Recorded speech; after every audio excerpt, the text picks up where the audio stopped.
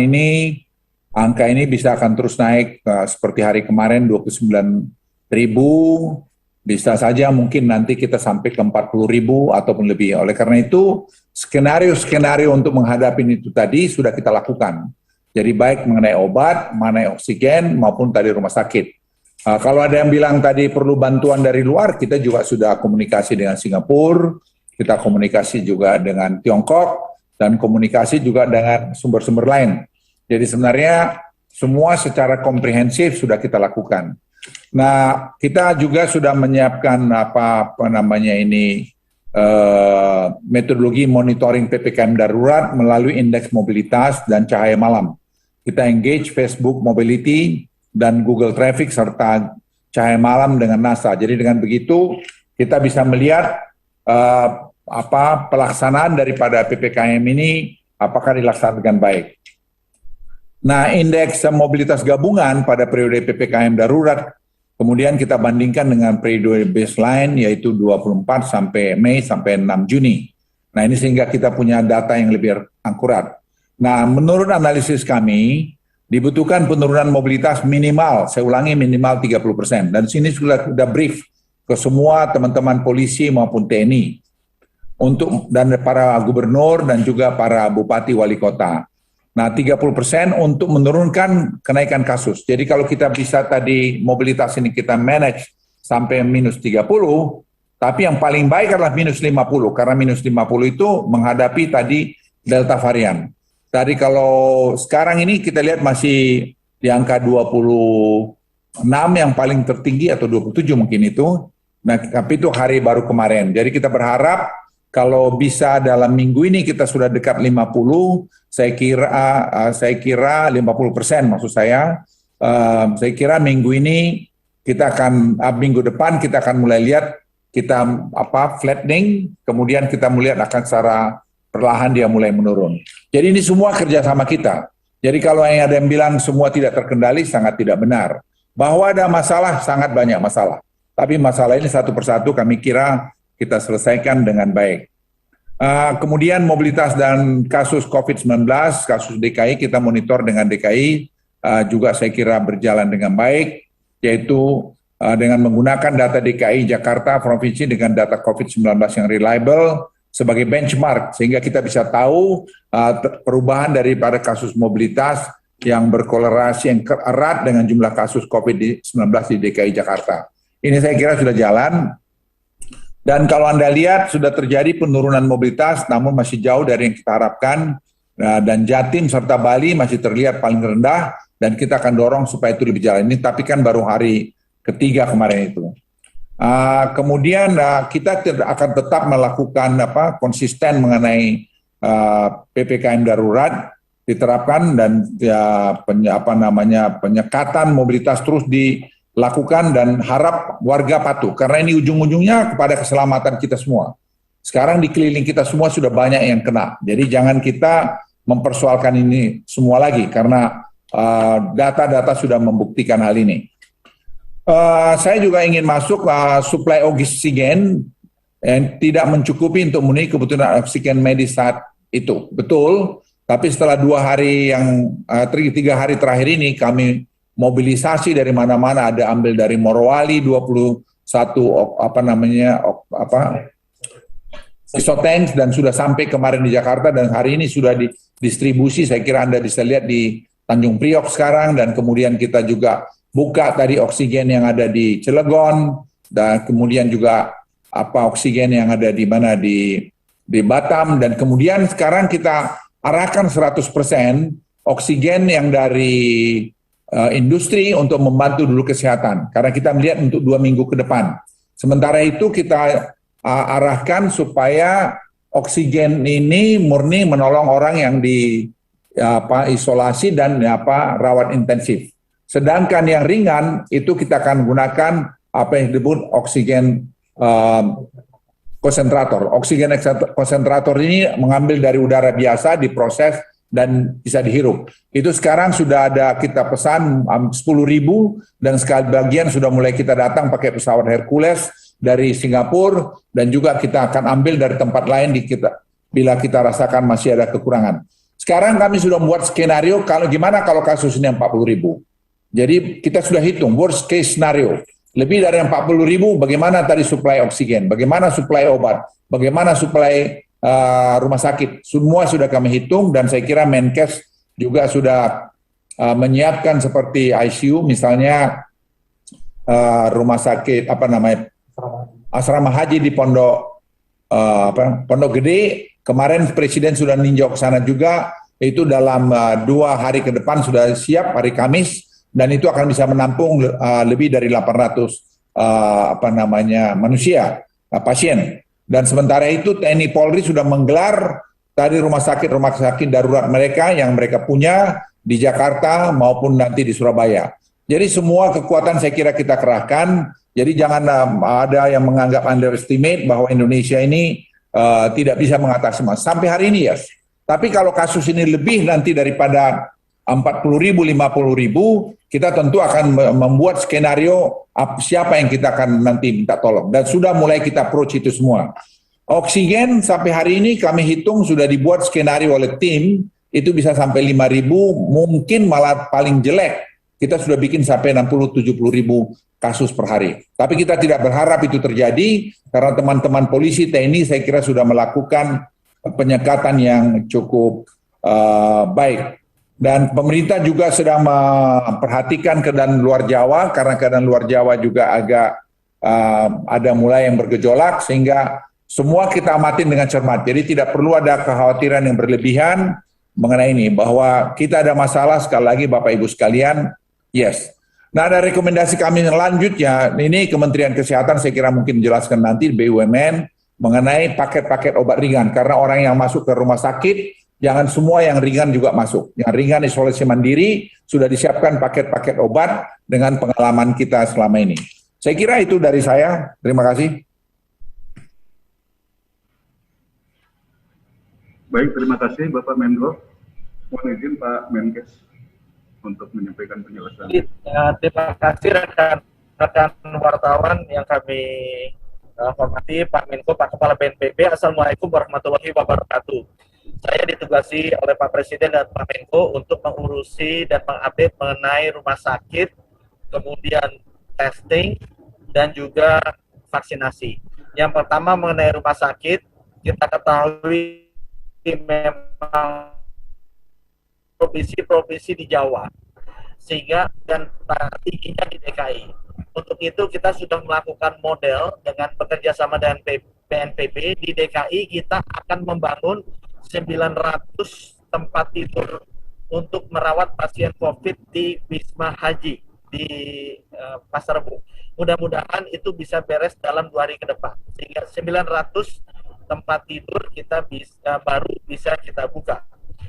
Ditambah ada 50 tempat tidur ICU bekerja sama dengan Kementerian BUMN. Terima kasih dengan Pak Erik. Juga di Wisma Haji kita akan persiapkan. Untuk tempat isolasi dengan bantuan Pak Kepala BNPB, kita sudah mendouble kemampuan Wisma Atlet dengan memberikan tambahan sekitar 7.000 tempat tidur isolasi di Wisma Nagrak, Rusun Nagrak, dan juga Rusun Pasar Rumput.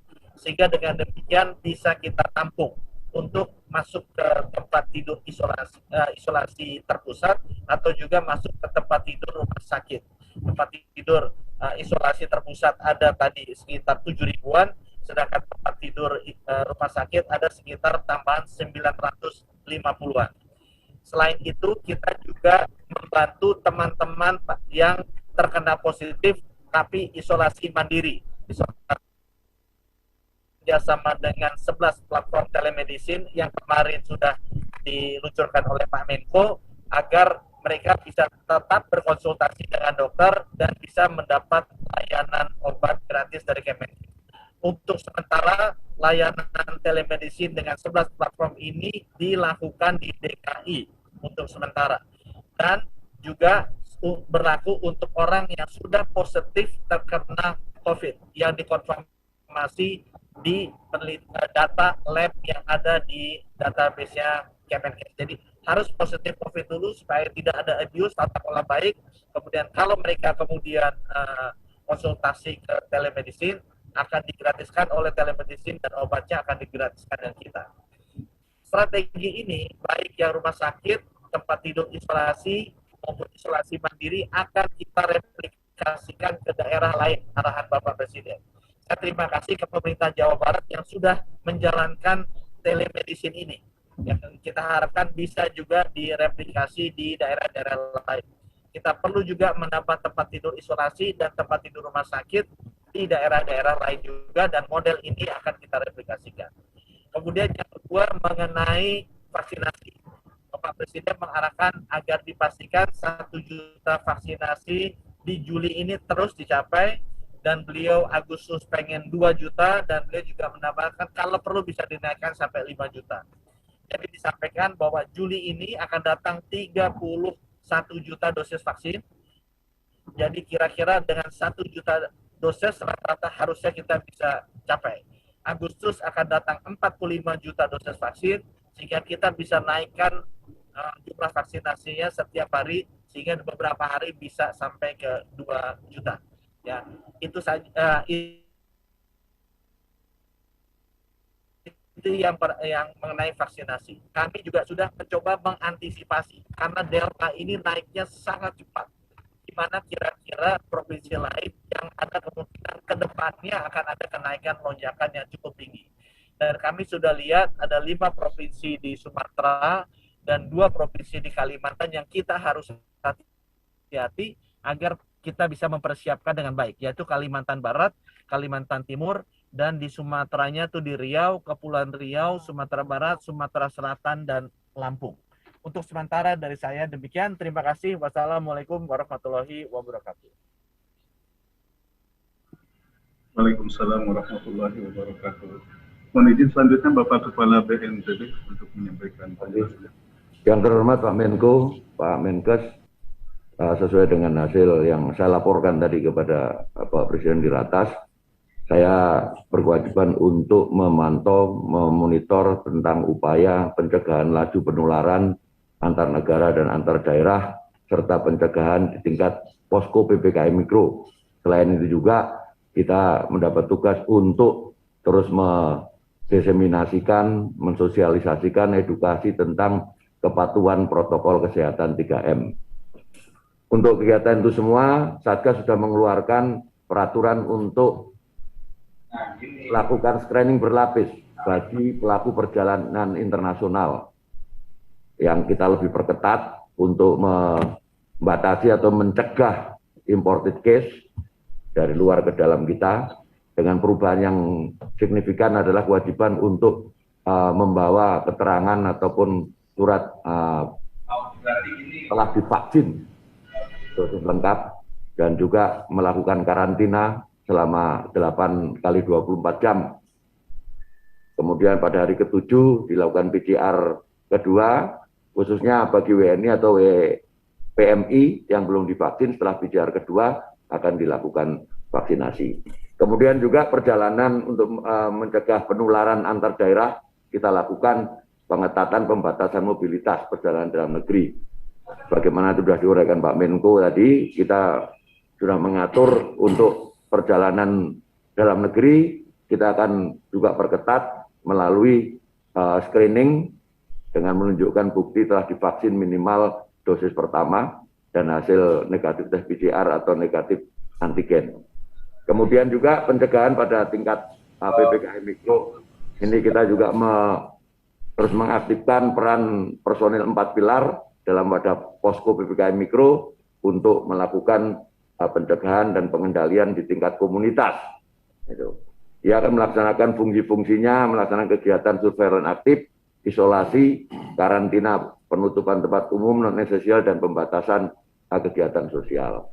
Lalu untuk penegakan protokol kesehatan, Presiden memerintahkan kepada saya untuk mempublikasi hasil monitoring terhadap kepatuhan memakai masker di daerah dan kepatuhan institusi terhadap pelaksanaan protokol kesehatan. Ini contohnya, ini yang nanti akan kita publikasikan. Lanjut. Ya. Ini adalah terdapat 20 provinsi dengan rata-rata kepatuhan di bawah 85%. Standar kepatuhannya melalui sistem kita adalah 85%. Maka sampai dengan 1 minggu terakhir ini masih terdapat 20 provinsi dengan rata-rata kepatuhan di bawah 85%. Kemudian untuk kepatuhan institusi juga demikian. Yang tadi yang nah, untuk kepatuhan menjaga jarak tertinggi tadi pakai masker, sekarang menjaga jarak. Menjaga jarak juga sama, ada 20 provinsi yang masih kurang. Kemudian kepatuhan institusi. Ini ada masih 78 kabupaten kota yang kita monitor dalam seminggu terakhir ini pada persentase yang tidak patuh.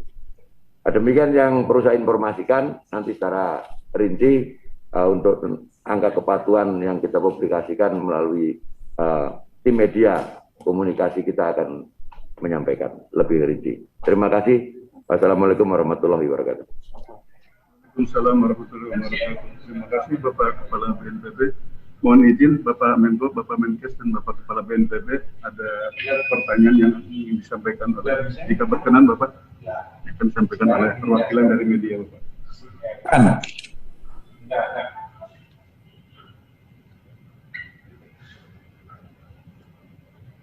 Selamat siang, Pak Menteri. Izin bertanya, saya mewakili Bapaknya dari teman-teman di press room.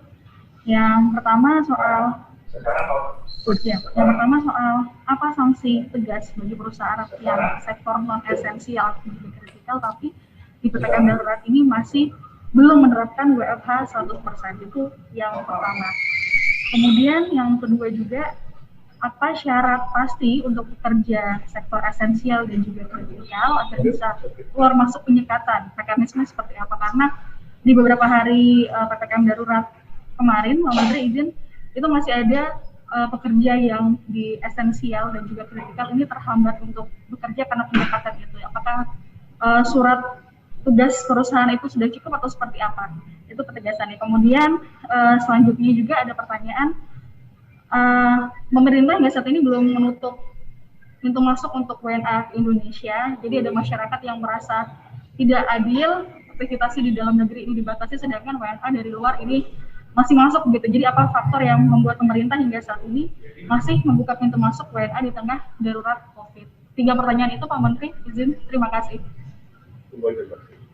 Ya, tadi yang terakhir saya jawab dulu lah.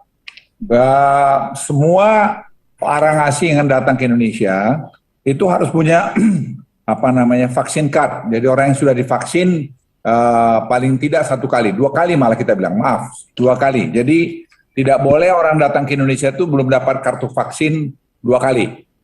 Itu 1. Nah setelah dia datang kemari, sebelum dia datang dia harus swab dulu, PCR maksudnya. Kalau dia sudah dapat PCR negatif, dia datang ke Indonesia, dia nanti di PCR lagi, dan dia tinggal selama 8 hari di karantina. Setelah itu dia di PCR lagi, kalau dia negatif baru bisa keluar. Jadi prosedur ini ya kita lakukan dan berlaku di mana-mana di dunia. Hanya ada yang 8 hari, tergantung negaranya, ada yang 14 hari, ada yang 21 hari. Nah kita melihat dari hasil studinya, dari negara-negara yang kita anggap cukup baik, itu kita berikan 8 hari. Jadi sebenarnya tidak ada yang aneh. Jadi kalau ada yang asal ngomong, ya tidak ngerti masalah, jangan terlalu cepat ngomong, itu masalah. Jadi kita kan mesti memperlakukan sama dengan resiprokal. Dunia lain lakukan gitu, kita harus lakukan begitu. Nggak bisa dong bernegara itu, lu mau, gua nggak mau, nggak bisa begitu. Itu 1. Sanksi tadi yang Anda tanya, ya udah jelaskan dalam instruksi Mendagri, ada KUHP-nya itu, pasal berapa saya nggak ingat, itu bisa sanksinya di sana. Jadi sudah clear itu. Kemudian tadi mengenai orang yang esensial dengan kritikal tadi, itu sudah ada, Gubernur sudah membuka online, bisa orang daftar ke sana. Jadi surat registrasi yang disiapkan oleh DKI.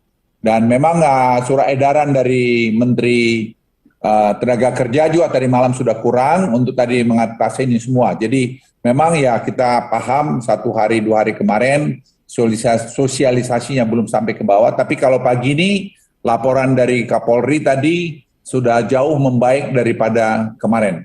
Jadi masyarakat sudah makin paham.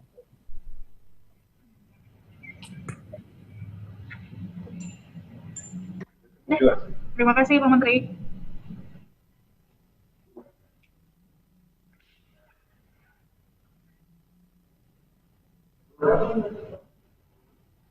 Selesai ya.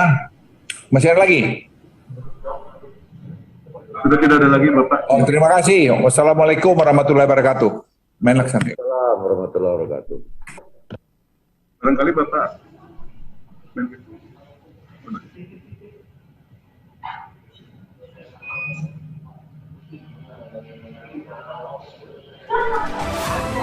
Benar.